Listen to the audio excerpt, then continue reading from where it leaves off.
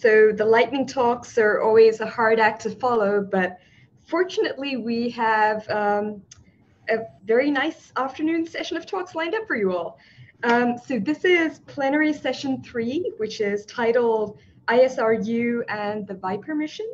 My name's Pathfinding. I'm at APL, and my co-chair today is Ashley Clendenin, who just gave a fantastic lightning talk and also has a much more interesting background than me. So watch out for that when Ashley comes online. Just a reminder to speakers, you will have 10 minutes for your talks plus 2 minutes for questions. We will interrupt briefly at 8 minutes to give you a warning that you have 2 minutes left. Reminder to everyone else, please have your microphones and videos off unless you're speaking. And if you have questions, go ahead, raise your hand on the Zoom window or type your questions in the chat, and we will try and call on you in the order that you raised your hand or typed. We have 6 talks today, followed by a mission update and then some time for discussion. So without further ado, I would like to invite our first speaker, who is Daniel Andrews. And Daniel's talk today is titled Viper, Pathfinding Lunar Resource Understanding. So Daniel, over to you whenever you're ready. Very good. Can you hear me? Loud and clear. Very good. You see my slides? We're seeing the PowerPoint window, so you might want to go into slideshow mode, but they look good either way. That's perfect. Very good. Well, it's my pleasure to give everyone a briefing on Viper and where we sit right now. It's very exciting to hear the lightning round before this session, because I know some of what Viper will be discovering as a mission will help be a pathway for a number of the activities that we were just hearing about. So that's pretty cool. So here's how Viper fits in with the overall NASA swoosh chart, as we call it in-house, showing all the lunar activity plans associated with the human return to the moon. But you can see below how Viper fits within that framework. So why Viper? So Viper represents direct science measurements of polar volatiles. You know, the LCROSS mission ground truth that the elevated hydrogen signals really were an indication of water, but now we need so much more. That was a big binary answer. But beyond that, we also need to understand the lateral and vertical distribution, as well as understanding the physical state and composition of those volatiles. Further, in doing so, we're hoping that we'll be able to actually build some lunar resource maps. I know the whole community will be building maps around the data that's there, which will be immensely useful for steering future missions, both state-sponsored missions, commercial missions, science missions, exploration missions. So great utility up and down the line there. In particular interest for exploration, we heard this from the administrator earlier this morning, was the ability to make use of the resources as well. And this idea of ore grade, which you may hear a little bit about from Tony Colapret, who I think is presenting next, is really important to understand the nature and the viability of being able to get at volatiles in different locations, in different circumstances. So Viper is really hoping to help better define the nature of that. So where will Viper explore? The science team and the broader community have identified 4 different ice stability regions. You have to break up the problem into some chunks, right? And then go and understand those pieces, those chunks. And so in this case, there's 4 different ice stability, thermal stability regions where ice could potentially exist that Viper is turning its attention to. These are actually captured in our level 1 requirements as a mission. So the 4 types are called surface. In the first case, you can think of this as being, for example, permanently shattered regions. That would be areas where ice could potentially be stable on the surface. So that could be frosts, could be other things, but most likely in permanently shattered regions. And the question is how much and what's the nature of it. What the ice stability region we call shallow has to do with the first 50 centimeters below the surface.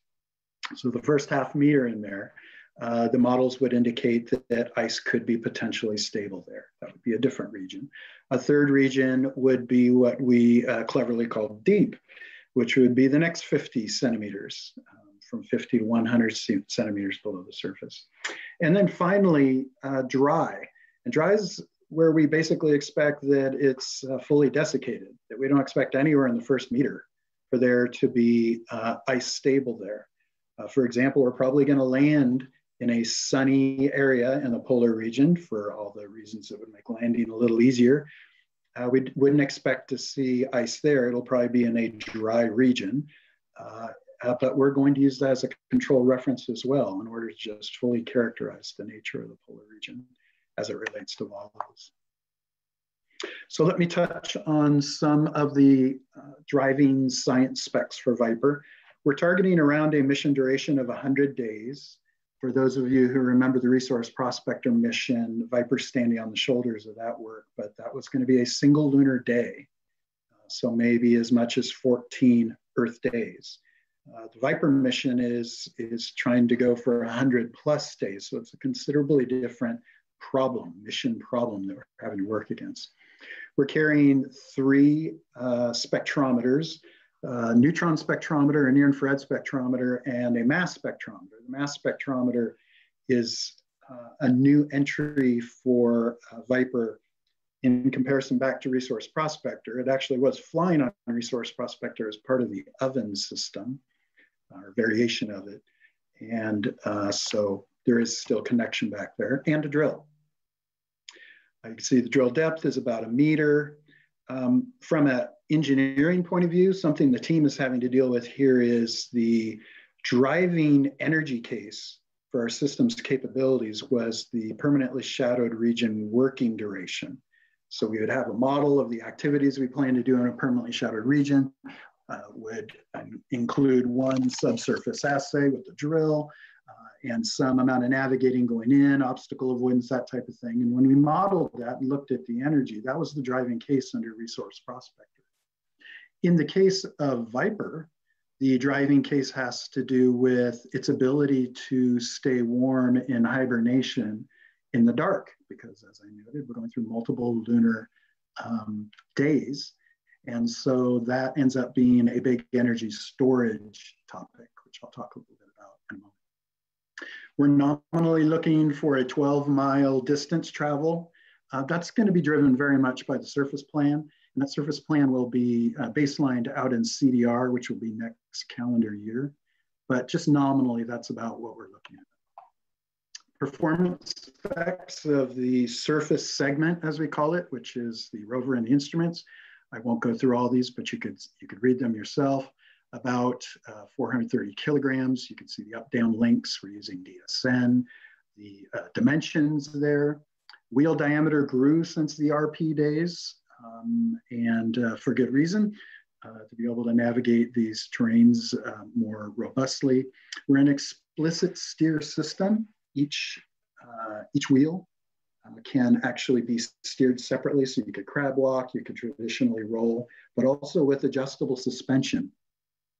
So that means that we can navigate through more challenging environments. We could actually adjust our own CG live through different articulations and so forth. So we figure in this area that's a largely unknown area, having that ability and capability to navigate some of the unknown is going to pay for itself on the mission.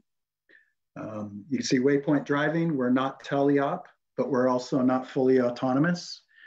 Given that it's the moon, we have pretty quick communications, but not quick enough for teleop.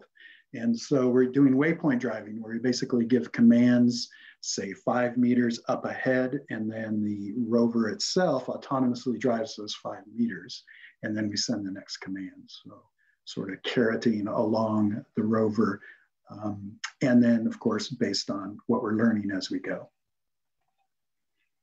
So here's an image. It's probably 1 generation behind. We haven't updated the graphic here, but it's pretty darn close, of the surface segment.